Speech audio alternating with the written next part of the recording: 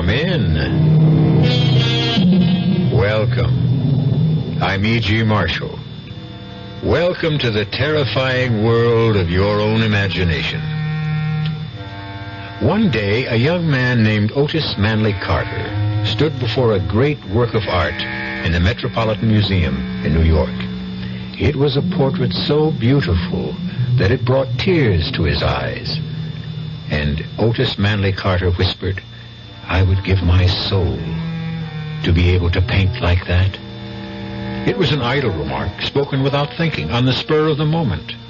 How was Otis Manley Carter to know that someone might be listening? Where'd you learn how to paint, Otis? At the Fine Arts Institute. No. I spoke to Professor DeMarco. They flunked you.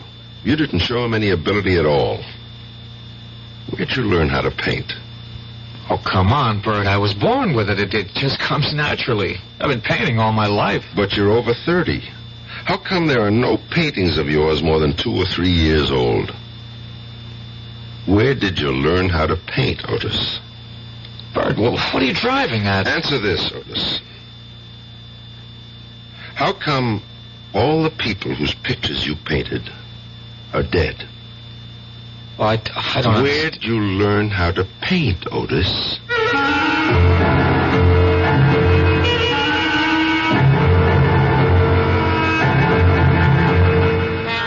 Our mystery drama, A Portrait of Death, was written especially for the Mystery Theater by Sam Dan and stars Nat Polen. It is sponsored in part by the Kellogg Company, makers of Kellogg's Special K cereal, and by new sugar-free Diet 7-Up. I'll be back shortly with Act 1.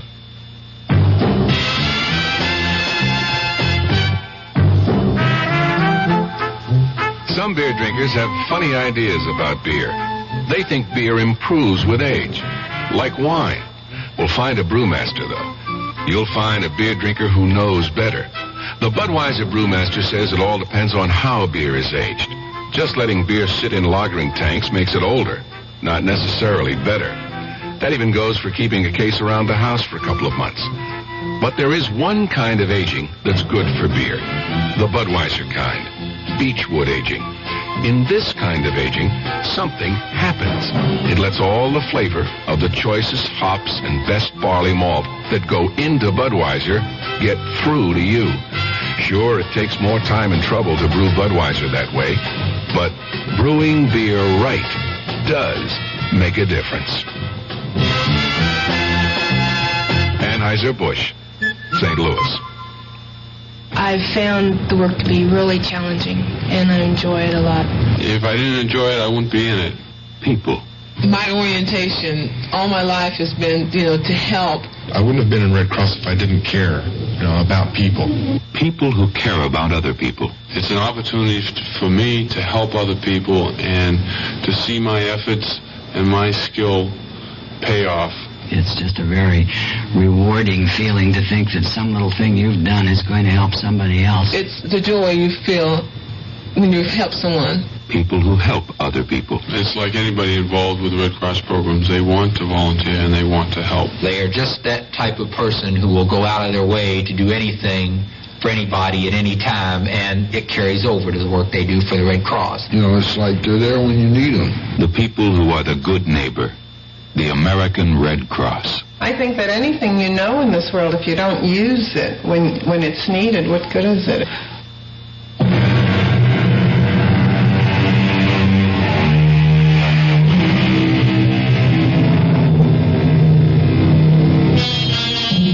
At the age of 30, Otis Manley Carter was hailed as the world's foremost living artist. He towered above his contemporaries. To describe his work, one had to compare it with the great masters of the past. No one, but no one, painting today could breathe life into a portrait to match Otis Manley Carter. And yet, just 1 week before his 31st birthday, Otis made the announcement that would stun the civilized world. He was finished with art. Never again would his brush touch paint to canvas. He would neither amplify his statement nor answer questions.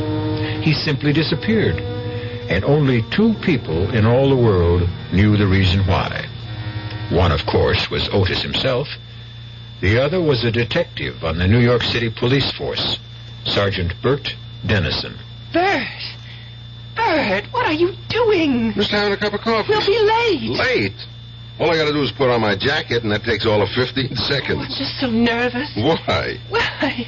Do you know who's going to be there tonight? Well, sure. The governor, the mayor, celebrities, the news media, the critics. Lucy, I'm impressed. After all, the showing of a new portrait by Otis Manley Carter has the same impact as the World Series or a Super Bowl or a heavyweight champion fight. If you put brown sugar in coffee, do you save calories? Do you realize, Bert, that you and I are going to be sharing the spotlight with Otis? Well, you will, that's for sure. Oh, Bert, what does he see in me? Oh, come on, honey. No, I mean it. Well, let's see. You're pretty. Well, I'm not beautiful. And you're smart. But I'm not brilliant. What can I tell you? He's an artist. All artists are crazy. But the most fascinating women in the world are ready to throw themselves at his feet. Sis, you're pretty fascinating yourself. Thanks to you, Bert. Thanks to me? You sent me through college, and there were the trips to Europe. Well, I had to shape you up before I could marry you off. And it looks like you got yourself the grand prize, the great Otis Manley Carter. Oh, Bert, I want you to like him. Oh, I like him. He's so sweet, so kind. Except? What do you mean, except? Well, except every time he paints somebody's picture, it seems to me that person dies. What are you talking about? Now, tonight's portrait, that actress, Lila Beaumont, she just died suddenly, didn't she? But what does that have to do with... And in the last 5 years, he painted 4 other women. Not one of those women is alive today. Did you know that? No, I didn't know that. May I ask you how you knew that? I checked Mr. Otis Carter out. World-famous artist or not, I ran him through the ringer. Do you mean you actually investigated Do you Otis? think I'd let you marry him if I didn't? Oh, honestly, I don't know anyone who lives his job 24 hours a day. You never forget you're a policeman. I'm supposed to be on duty 24 hours a day, otherwise I'm cheating the taxpayers. Well, what are you trying to imply about Otis? Nothing. Nothing at all. Just an observation. Idle observation. Oh,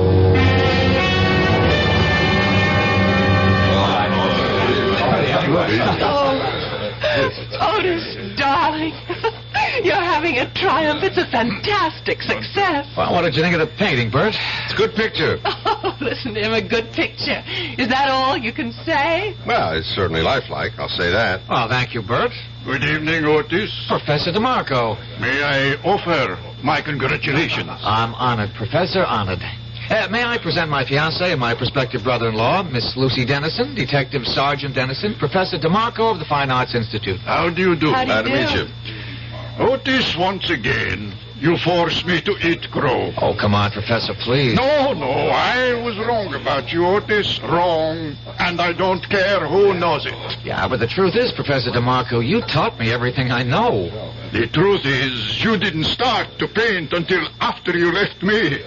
Congratulations, Otis, on a double triumph this evening. Your painting and your fiancée. Each is a magnificent work of art. Thank you, sir. Now, if you'll excuse me, Sergeant Dennison, Lucy. Yes, sir. Well, he never got over it. And I don't think he ever will. He said I'd never amount to anything. Oh, but you're not serious, darling. How could anyone who knows anything about art? Oh, there's Eric Von Hayden. The one who's doing the new book about him? Come on, darling. I'll introduce you. Give me a rain check. I feel the need for a little refreshment. Excuse me, sir. I hope I didn't spill that on... Oh, it's Sergeant... Dennison, sir. Of course. You know, Professor DeMarco, I've been watching you. Well, that sounds ominous. Why would a police detective be watching me? Because I'm curious. About what? About the look on your face. What about the look on my face? It's the only look of its kind in the house. How do you mean that? Well, analyze all the faces around you. What do you see? Excitement, boredom, happiness, anxiety? And what's my look? I would say puzzlement. Actually, you look completely confused. I suppose I am. I still can't understand what happened. Otis was my student at the Institute. And you said he'd never amount to anything. I did. And you can see how it's come back to haunt me. Believe me, he had absolutely no concept whatever of the elementary principles of art. He had no feeling for line, for color, for form. I recommended he be dropped from the school. You not only go out on a limb, you bring your own saw. Well, 6 months later, he astounded the entire world with his portrait of that alderman's wife. The first of the Otis Manley Carter famous portraits. How do you account for that? Well, at first, I refused to believe he could paint like that. And maybe he doesn't. Maybe it's all done with mirrors. No. There are no mirrors, no tricks. I went up to his studio. He paints.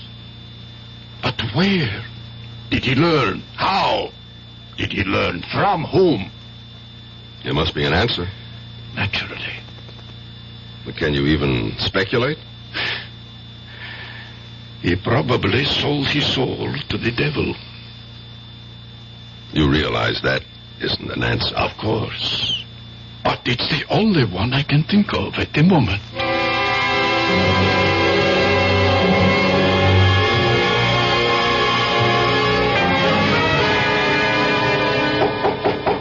Come in.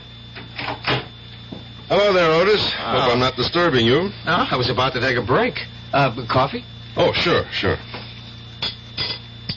That was quite a bash last night, huh? Necessary evil. You seem to enjoy it. But that's why it's an evil. It turns your head and wastes your time and keeps you from doing your job. Which, for me, is to paint. Where did you learn to paint, Otis? At the Fine Arts Institute. Do you take sugar? Yeah, 1 lump, thanks. Okay. I don't think you learned how to paint at the Institute, Otis. Milk?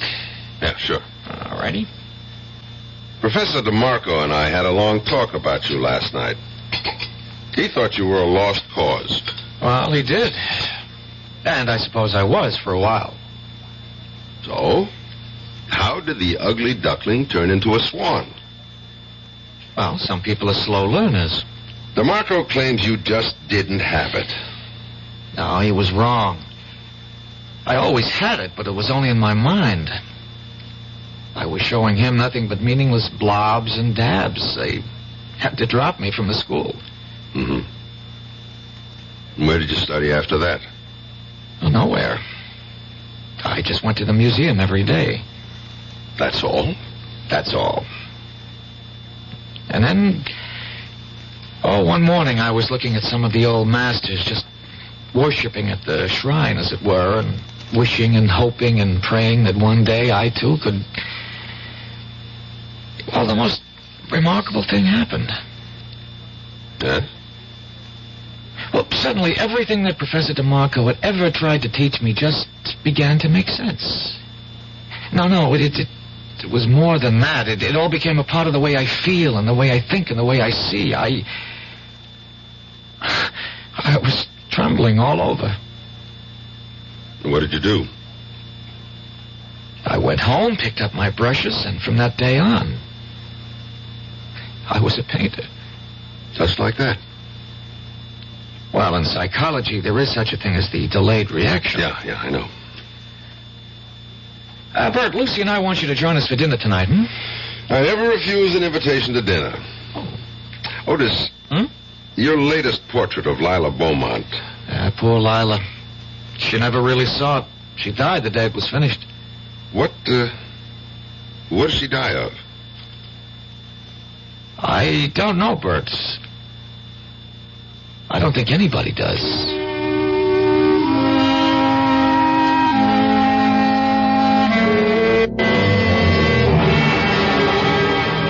Sergeant, I wasn't a regular physician. Who was, Doctor? I don't think she had one. She seemed to be one of those fortunate, healthy people who never needed medicine. Where did she die, Dr. Caswell?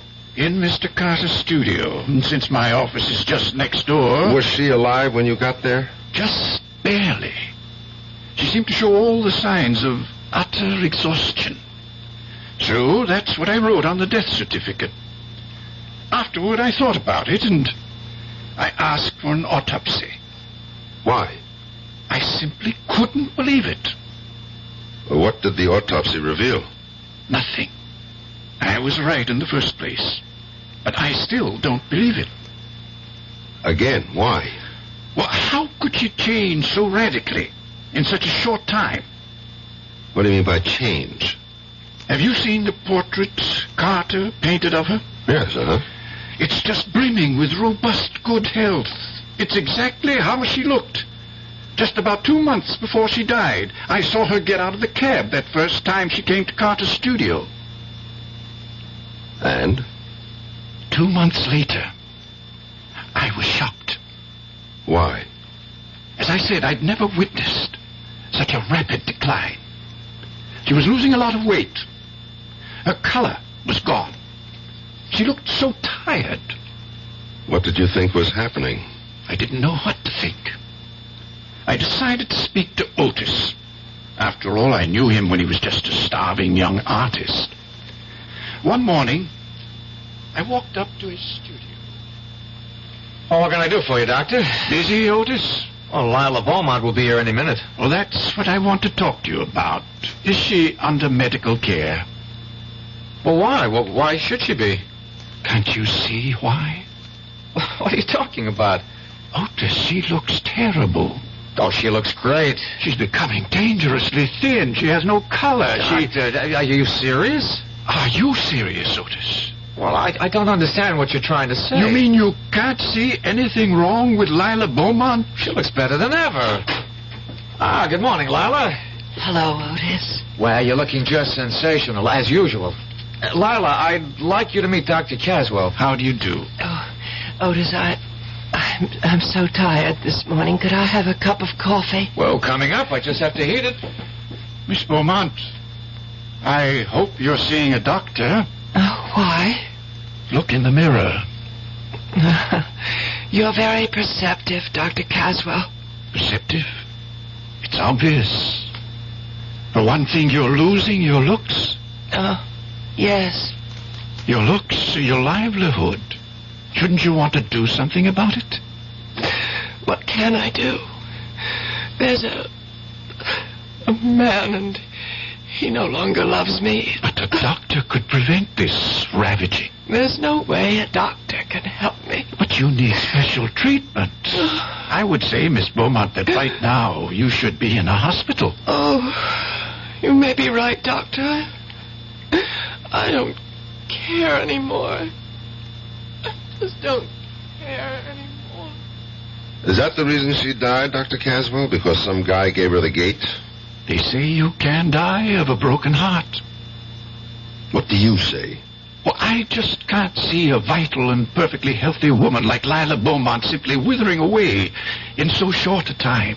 But if her appearance had changed so drastically, how come Otis didn't see it? You'll have to ask Otis. You still haven't told me, Dr. Caswell. What did she die of? But I did tell you. I don't know. Nobody knows.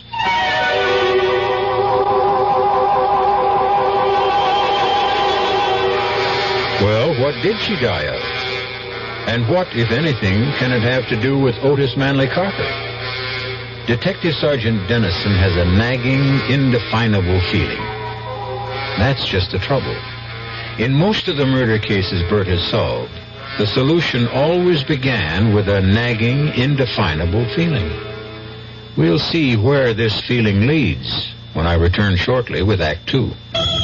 And now another story of the ball and chain as Kellogg's Special K presents Veronica and Jeff. Oh, Jeffrey, isn't this romantic? Out in a quiet lake at night with you rowing the boat. Yes, Veronica, it's really neat. Jeffrey, what was that? Frogs. Frogs that go bonk? They're pretty weird frogs. Oh, Jeffrey, you're such a card. You have a ball and chain. mean? Like the ones they use in those Special K commercials. Yes, Veronica. It symbolizes my few pounds of extra weight. But I'm going to get rid of it. How? By exercising. You know, like rowing this boat and eating smart at every meal. Starting with a Special K breakfast. You mean a 1-ounce bowl of high-protein Special K, 4 ounces of skim milk, orange juice, and coffee? Precisely. It's less than 240 calories, and it tastes delicious. It'll help me get rid of this ball and chain. I'll help too, Jeff. After all, we're all in the same boat. You have a ball and chain, too. Your happy ending could begin with the Special K breakfast from Kellogg's. The Veterans Administration helps people in little ways. A veteran, let's say, is trying to get an apartment. He is filed to go to school under the GI Bill. He's not getting any money, but he's entitled. Well, what's wrong with writing a letter saying that under the law, this man is entitled to receive $220 a month for attending school on a full-time basis? Believe it or not, he can take that letter with the little job, take it to the real estate people, and because he has an additional income of $220, although he isn't receiving it, it makes his chances of getting that apartment much better. And this is what I mean about the little things. Going beyond the duty every once in a while. Just go a little bit out of your way to help someone. That's my philosophy. To me, these are little things, but big things to that person. A big thing to that person. At VA, we try a little harder to help.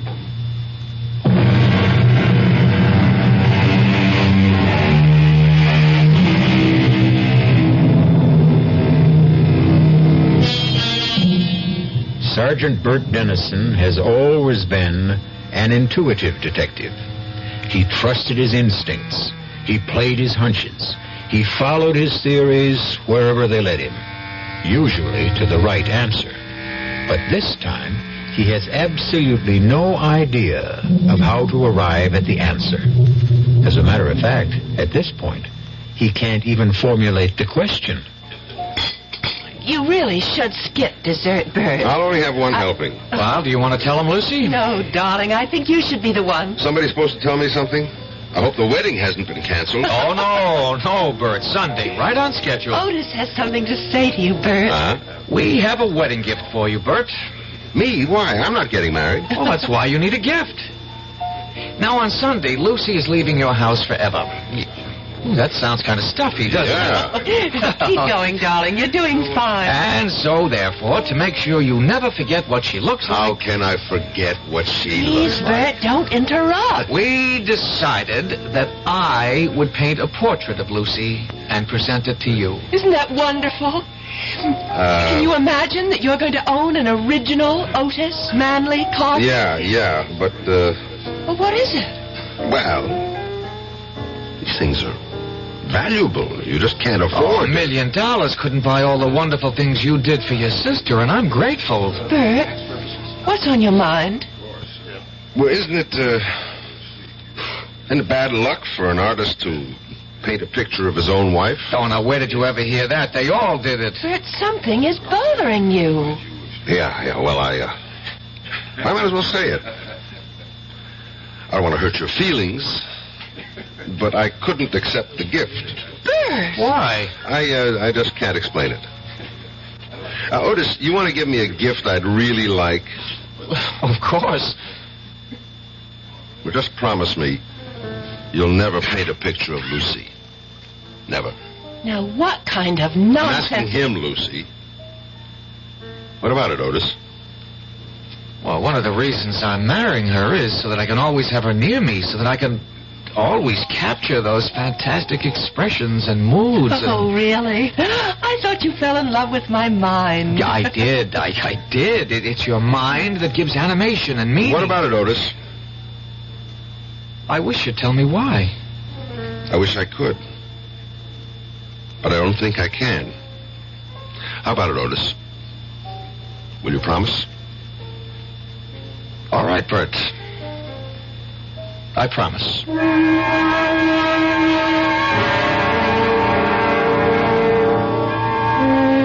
Homicide, Lieutenant Callahan. Oh, nothing, dear. Just sitting around. Albany, just Bert Dennison. Oh, no. No, he used to be a million laughs. He isn't anymore. Just stares into space all day. That's all. All right, I'll tell him. You ought to get married, Bert. Puts a little zing in your life. And now that your sister's gone, you've got no excuse. Why don't you get off my back? Jenny was downtown this morning. She told me she ran into your sister. I'll even buy your... What did you say? Jenny saw your sister Lucy in one of the stores. She couldn't have seen my sister. Lucy and Otis are on a trip to Mexico. See? You don't know everything. Maybe they came back. As a matter of fact, maybe that's why they came back. What are you talking about? Jenny said Lucy didn't look too good. She what? Hey, Bert, where you going?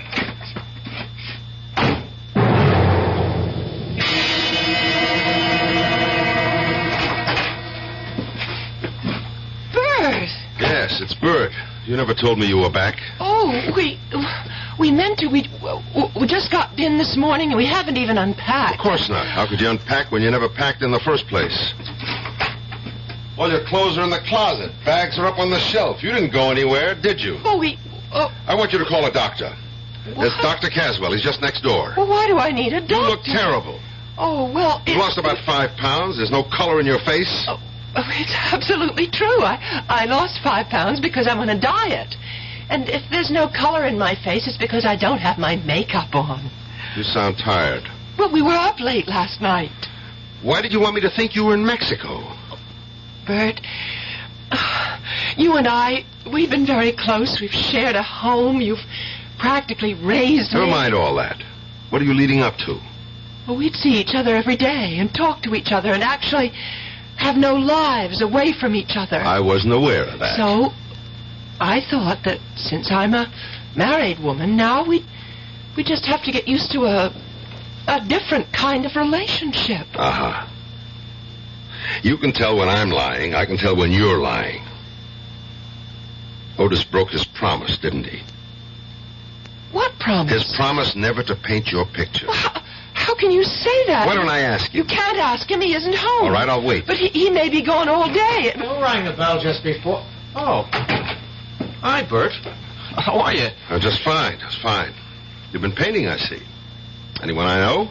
Well, I haven't been painting exactly. I've been cleaning brushes, things like that. You know, chores. Why don't we go inside and see? Bert,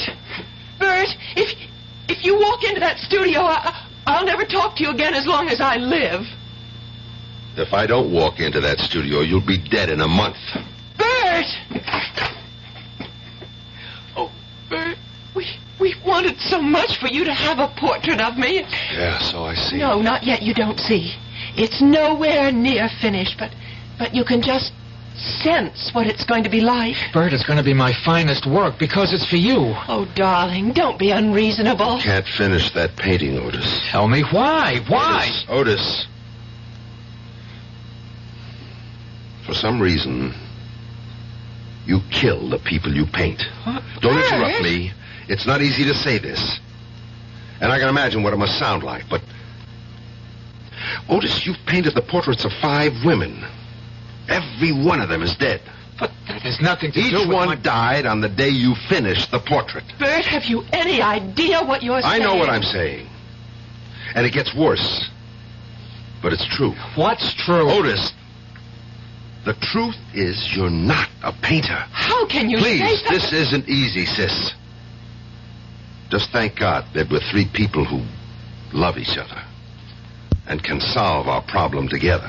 Bert, how can you say I'm not an artist? DeMarco said you had absolutely no talent. DeMarco? He's a jealous old fraud. But he's right. When you came to him, you had absolutely no ability, no talent. How do you account for the fact that I create so many... paint, Otis. Bert. Hear me out, please. Somehow, and I don't even think you're aware of it, you have the ability to drain the life out of your subject and project it onto the canvas. Well? I just don't understand what you're saying. You're not aware of it. You didn't notice that Lila Beaumont was actually dying before your eyes, just as the others did before her. Bert, tell me this is a joke. No, it isn't a joke. Look at Lucy, Otis. She doesn't look ill. I honestly can't see anything wrong. Lucy, look in the mirror. Look. And then tell me there's nothing wrong with you. I don't have to look. I know. Then what I have been saying... It's just that... well, I've been worried. About what? About Otis. Darling, why? Oh, I'm afraid one day you'll get tired of me. Lucy. There's so many women who are after you. But you're the only woman I want. You know that. Yes, I know. But sometimes I can't sleep at night, and that's the reason that I'm not looking my best. No. The painting's the reason. And Otis, you must promise to destroy that painting. I can't do that. Then I will. Bert, put down that knife. Take your hand off me, Otis. Bert, don't hit him. I won't let you destroy my painting. And I won't let you kill my sister. Otis! Oh. Bert! Don't do that! Lucy, stop him! That takes care of that. Bert, you're crazy. Get up, Otis. I didn't hit you that hard. Look at what you did to my painting. Do you know what you've done? Yes, I destroyed the canvas. And look at your wife.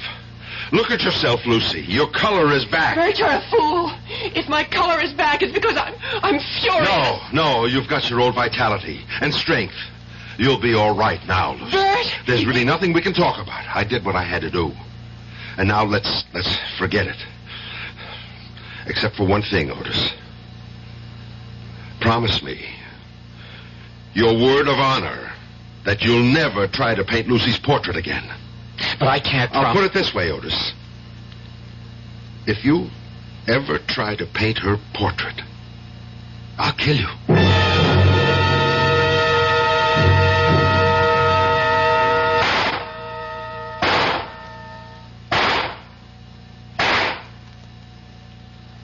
Hi, Bert. Callahan? Thought I'd find you down here in the range.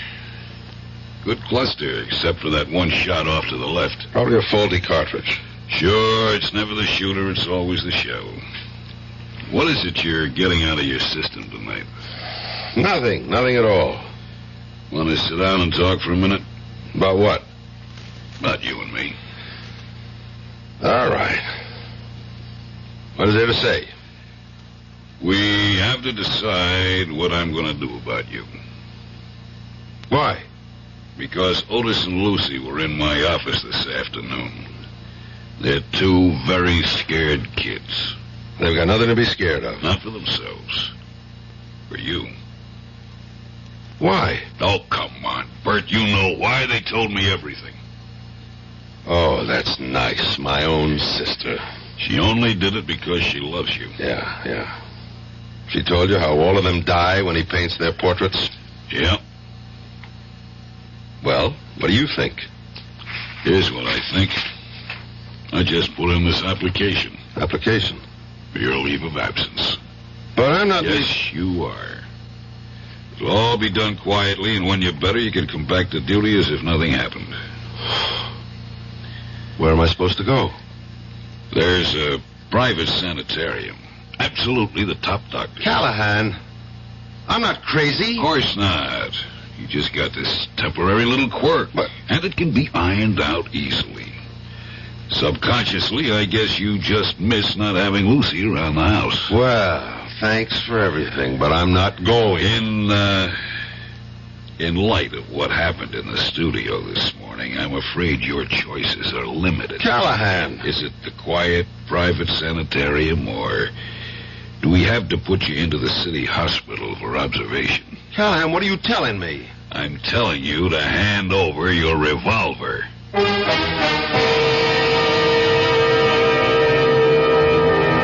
Who was it who wrote, "Heaven keep me safe from my well-meaning friends"?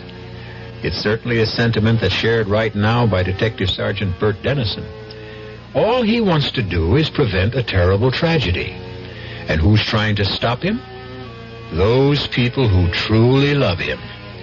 We're going to meet more well-meaning people when I return shortly with Act 3. Oh, sure. You can talk about good-tasting diet drinks, but I know. I'm Goldilocks, and here at my taste-testing laboratory, I taste-test them all. And nobody's been drinking my diet drinks until I tested sugar-free Diet 7-Up. And then, kabloomy! Every bear wanted some. Diet 7-Up is fresh, natural, delicious. Sugar-free Diet 7-Up. This one's just right. By the year 2000, our country will be guided by today's youth. Learning how our legal process works should start now through involvement, like working to register voters, helping to elect candidates, campaigning, and voting. Law Day, May 1st, urges young America to lead the way. Help preserve good laws. Help change bad laws. Help make better laws. A public service announcement of the American Bar Association and your state and local bar associations.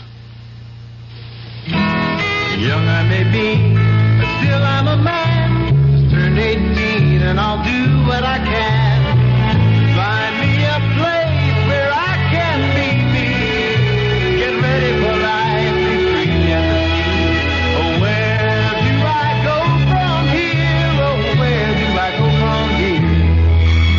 I'm finished with school, but what lies ahead? Don't wanna get trapped, wanna feel free instead. All over the world, there's so much to do. The call of the sea, don't you hear it too? Oh, where do I go from here? Oh, where do I go from here? What about the new Navy? You'll get your chance at success, learn an exciting job, and see the world. Call toll-free 800-841-8000 or see your Navy recruiter.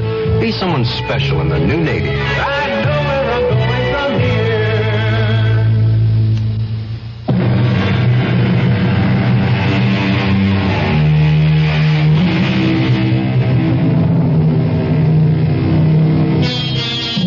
The best mirror is the face of an old friend. Sergeant Dennison stares at Lieutenant Callahan. Stares at the look on Callahan's face. It's a strange look.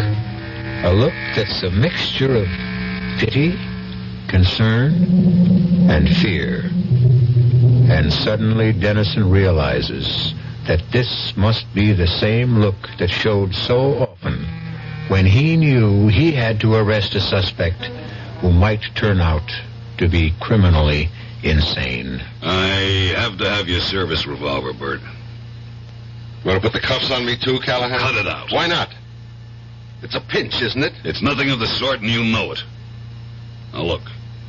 Let's go to your apartment, pick up some stuff, and I'll drive you to this place myself. Tell me something, Callahan. Don't you want to hear my side of it? Bert, you slugged your brother-in-law, you slashed the painting. Mm-hmm. So? That's violence. You and me, we never used violence in the line of duty? Justified force. Slice it any way. Why am I wrong this time? Because what you say is crazy. Callahan, you and me, we're not the new breed of college cops who know everything, but still we're very careful about that word crazy. You mean you really believe Otis kills people by painting their portraits? Yeah. Quit fighting me. Work with me. How? Let's go out and get some expert testimony.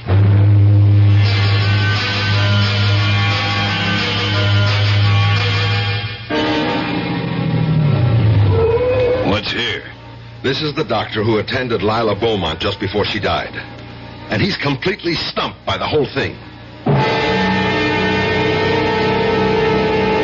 Yes, I was dissatisfied with the cause of death. Dr. Caswell, you said you didn't believe she could change so radically in so short a time. I did say that. You also said you couldn't see how a splendid physical specimen like Lila Beaumont could just wither away. Yes, I remember I did say that, too. And even though you signed a death certificate which listed exhaustion as the cause of death, nobody really knew what she did die of. Well, I've since come to believe that she really could have died of exhaustion. But you said... Exhaustion, plus loss of the will to live. But you were convinced there was a mysterious cause. I didn't use that word. But, Doctor, you led me to believe... I was merely ventilating some doubts, some misgivings. But the other women who died... I wasn't there. I don't know.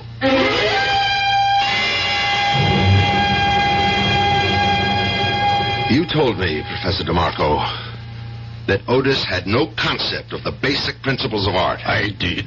No feeling for line, form, color. I think I said something like that. And since those things can't be learned, there was no way he could become a painter. Oh, it's a relative thing. Well, you even went so far as to say the only way he could have learned them was if he'd sold his soul to the devil. That was a figure of speech. He never did learn to be a painter. Something happened. He found a way, or was given a way, who knows, to draw the vital essence from a living thing and put it on canvas. I don't think I could agree with... I can prove it. Look at everything he's done. He's never painted an inanimate object, just the face, the body, but no clothes, no furniture, no jewels, no decorations.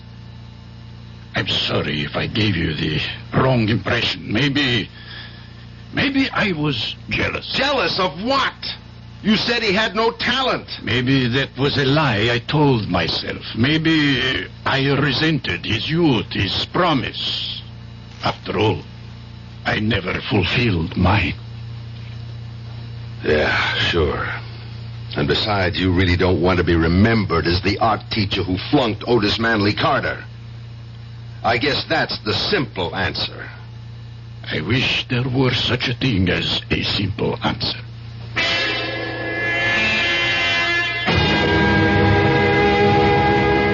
Well, Bert, you've got to admit it's really a comfortable room with a great view of the ocean. And you've even got a refrigerator. Yeah. What happens now, Callahan? Well, starting tomorrow, the doctors will begin working with you. You'll be straightened out in no time. I see. I'm the one who has to be straightened out. That's how it is. Even if I happen to be right. Those are the rules of the game, Bert. But I'm not crazy, Callahan. You and I know what crazy is. Crazy is when most people don't agree with you. You're a big help. I'll come up and see you this weekend. I can hardly wait. I better ring for the guy to come let me out. What do you mean you got a ring? Well, door's locked from the outside. Huh? It doesn't mean anything, Bert. It's just routine. I mean... Yeah, I know what you mean. I might as well be in jail.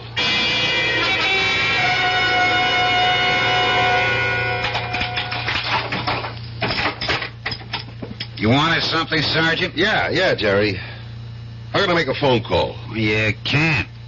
What do you mean I can't? Well, first couple of weeks you can't. It's like you got to get your interviews and orientation. But I have to make a phone call. The doctor said... Forget what the doctor says. Look, part of the treatment is to isolate you completely from your former environment. But I have to know if my sister is okay. She's okay. How do you know? Because if she wasn't, you'd be told about it. Yeah. Listen, I know I can't make a phone call. But if I could, where would I make it from? Well, there's a phone outside, the end of the hall. There is, huh? Jerry, I want to show you something. What?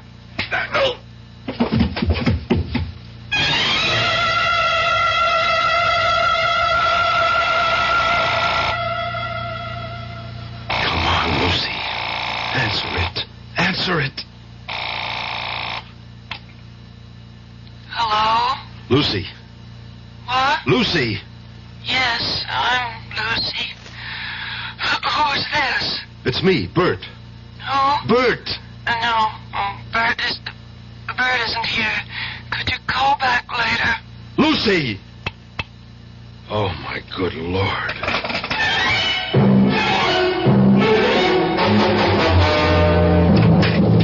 Lucy! What? Who? He's painting your picture again. I've got to destroy that canvas. Don't move, Bert. Otis! Don't make me shoot, Bert. Now listen, Otis. You don't want to kill me. No. I'd only want to hit you in the foot, but I'm a bad shot. Now, please, Bert, just stand still. What are you doing with a gun, Otis? That's not your style. Callahan called us. He said you'd broken out of the sanitarium. He wants me to phone him if you show up here. You're killing Lucy. Look at her. Bert, I don't know what's gotten into you. Is the painting almost finished? What business is that of yours? What more has to be done on the painting? Well, I just have to finish her mouth. And when you do, she's going to die. How can you believe... Do you love her, Otis? You know I love her.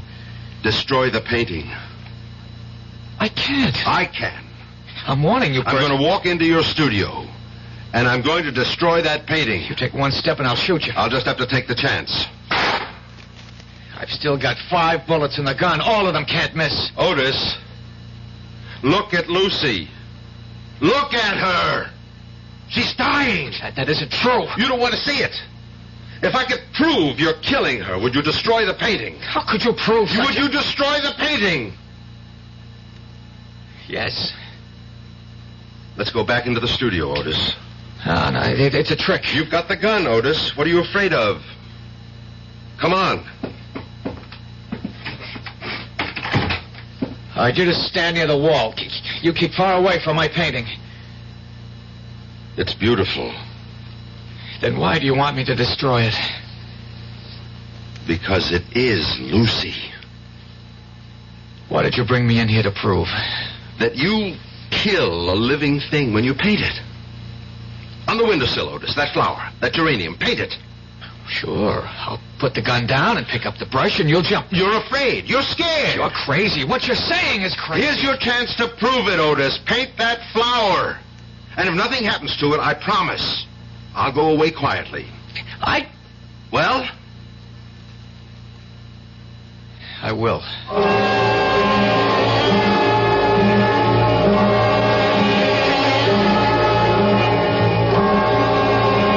Now there. It's a quick sketch. How do you like it? It's beautiful. All right, now look at the windowsill. Look at the geranium. Go on, look at the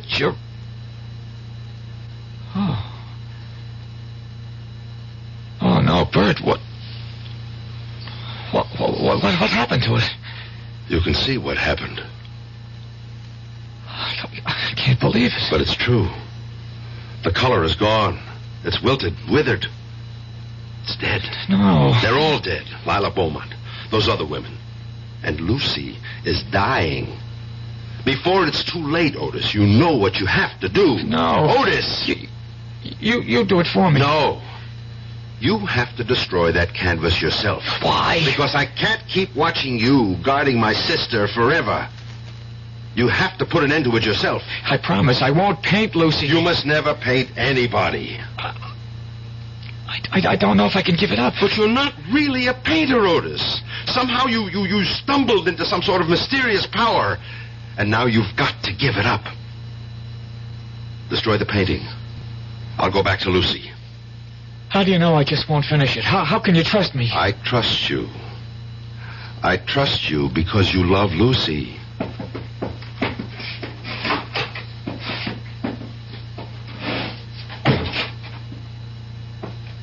Lucy?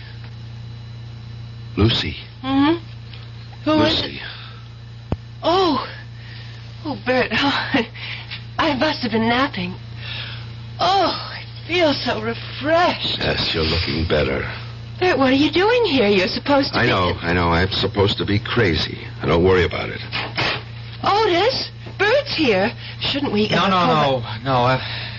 Everything's all right. I better go straighten everybody out. Especially Callahan. The painting? Is it my imagination or What happened to the painting? I, decided to give it up. Otis, how could you? Will you love me even if I'm not a famous painter? But, darling, Sure she'll love you, Otis. She'll love you even more.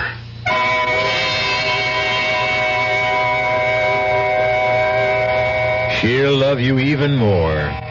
There's a lot of truth to that, Otis. A woman in love with a famous man has a problem. She wants him all to herself. But she is forced to share him with the entire world. And you ladies in our audience might think about it, too. If you're married to a man who doesn't seem to be going anywhere special, look on the brighter side. Just think. You can have him all to yourself. I'll be back shortly. Hi. Ms. Goldilocks here. Professionally taste-testing diet drinks can be very difficult, but I've just had to bear with it. Then I found sugar-free Diet 7-Up. It doesn't taste like other diet drinks. It's fresh, light, natural, delicious. Sugar-free Diet 7-Up tastes so good that I've taste-tested it hundreds of times, and each time I've given it my seal of approval. Yes, this one's just right. A March of Dimes message from a basketball great. Hi, I'm Bill Bradley. There are many things that go into making a professional athlete, but let's start at the beginning. Being fortunate enough to have been born healthy. 250,000 children are born each year with birth defects. The March of Dimes is a team of professional scientists, doctors, educators, working to prevent birth defects. Please help give tomorrow's children a good start. Give to the March of Dimes.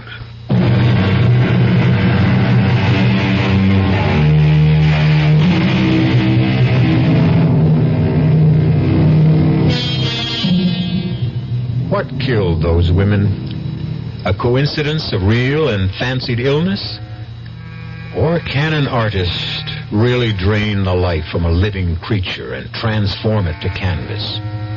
Certain primitive tribes agree. It's taboo to create a likeness. Maybe they know what they're talking about. Our cast included Nat Polan, Marion Seldes, Jack Grimes, Jackson Beck, and Roger DeKoven. The entire production was under the direction of Hyman Brown. And now, a preview of our next tale. I told you I burned it. And you know that's a fairy tale that no one will believe. I don't care whether you believe it or not. Now, are you coming with me?